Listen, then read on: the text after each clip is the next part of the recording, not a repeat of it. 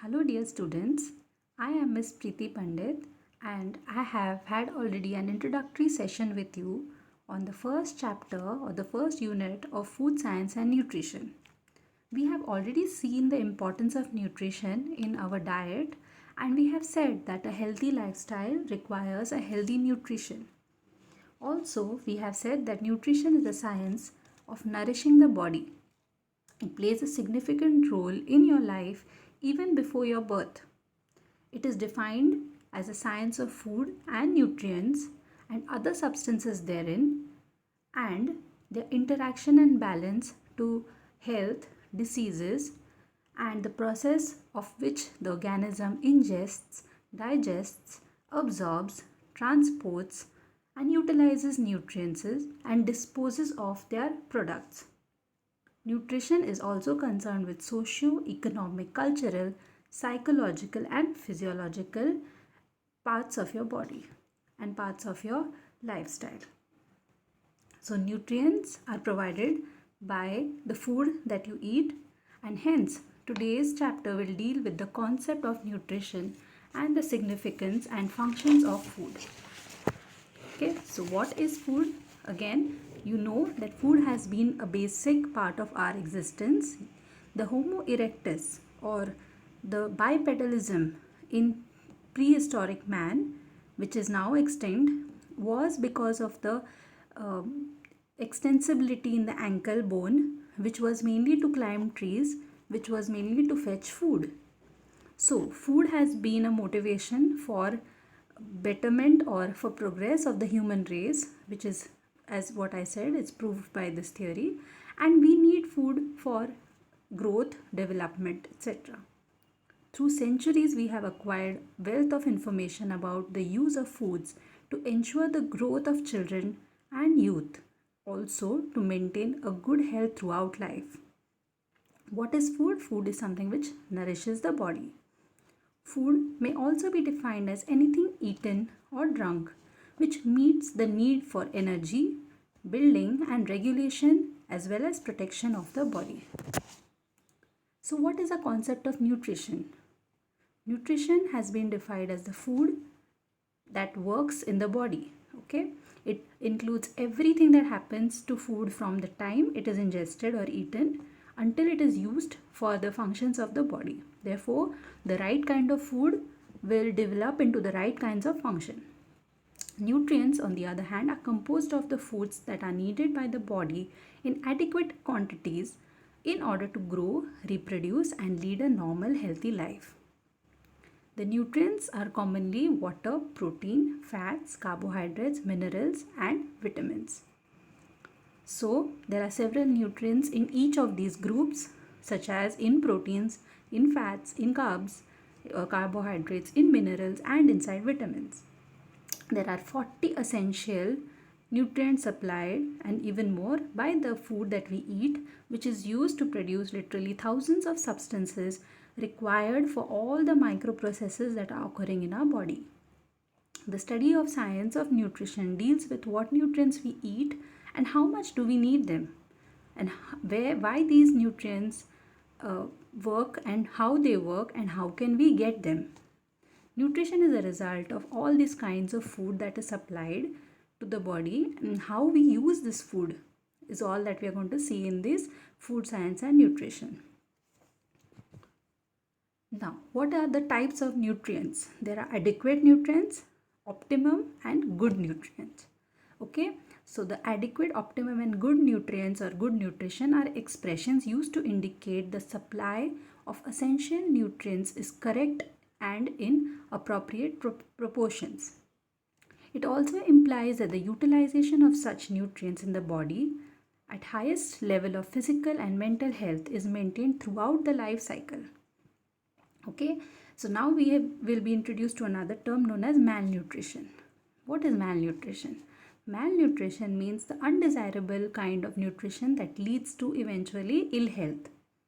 Now, this malnutrition results from a lack or excess or imbalance in particular of the nutrients inside the diet.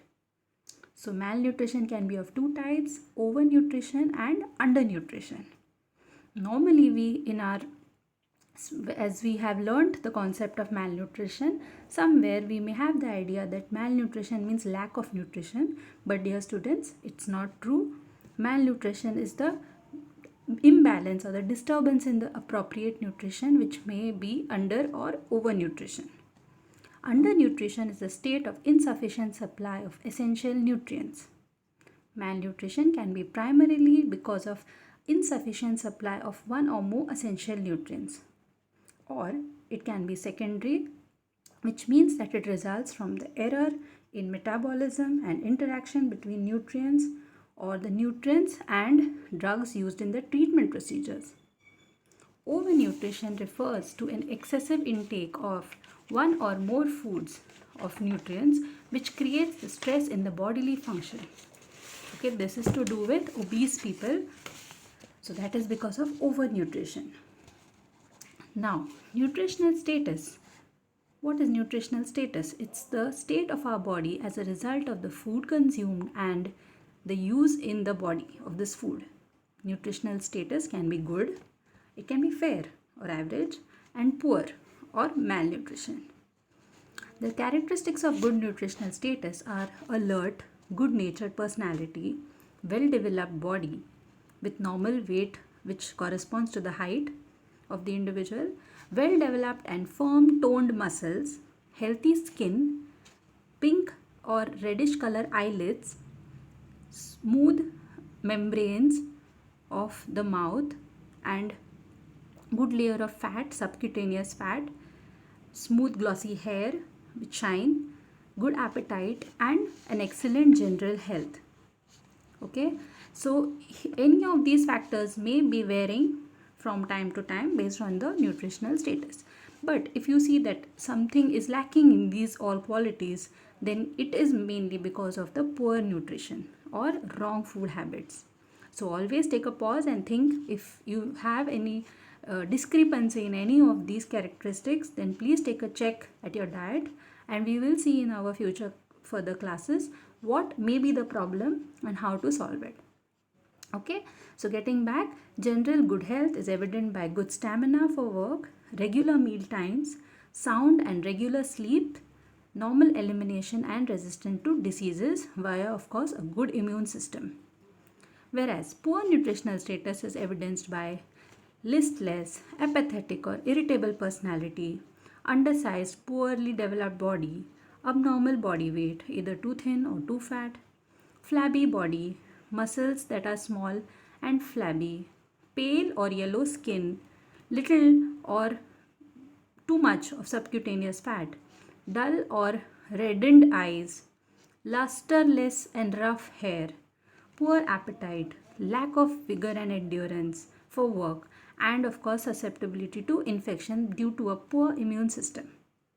Poor nutritional status may be as a result of poor food selection, maybe junk food for example, or food that is not really going to provide nutrition, and also irregularity in the meal schedule. Okay, if you have your food at any time of the day, this also, even if the food is very much rich in nutrients, if it is consumed at a wrong time or the timings do not form a routine in your day-to-day life, this is also irregular food, and this also causes malnutrition, poor sleep and bad immune system. Okay, all these are a cause of malnutrition. Now, the diet of people consumed in groups is known as hostile diet, and this diet can be modified and used for therapy, and that is known as therapeutic diets. Nutritional care is the use of nutritional knowledge in meal planning, and preparation of these meals is an acceptable and attractive manner, and that is used to feed people. And this involves exciting meal patterns and improving in a good manner. Nutritional plan may be general for a group of people. The actual execution may be personalized based on the individual's needs and backgrounds. Thus, one has to make a lot of effort into planning the nutrition and make it practical and possible. Okay, now health is a very important word, because you know health is wealth. So what is this health? It refers to the condition of the body. So good health is good condition and vice versa. Okay, and this health may not be only of the body as per se, but it may be emotional health, mental health, fitness, etc. Okay, so now we'll talk about the functions of food. There are many functions. Physiological functions is the function used by the food to generate energy. The energy is required for all the involuntary and voluntary processes, to carry out professional, household, recreational activities, and to convert the food ingested into usable nutrients in the body. Also to grow and to keep oneself warm. So if you feel cold and you have little food, you will stop feeling very cold. If that is something, if you may have noticed. The energy needed is supplied by the oxidation of the food consumed. Okay, that is about the physiological functions. Next we move on to the physical functions of food. The food we eat becomes a part of us. That's why we have to be very picky and choosy in the food that we eat. One of the most important functions of the food is building up of the body. Okay, a new baby can be 2.7 to 3.2 kgs, can become 50 to 60 kgs at the right time if there is a proper food pattern fed to the child right from birth until he reaches adulthood. The food eaten each day keeps the body well toned into proper structure and helps in replacement of the old and worn out tissues. Okay, that is about the physical functions. Next we move on to the regulatory functions of the body.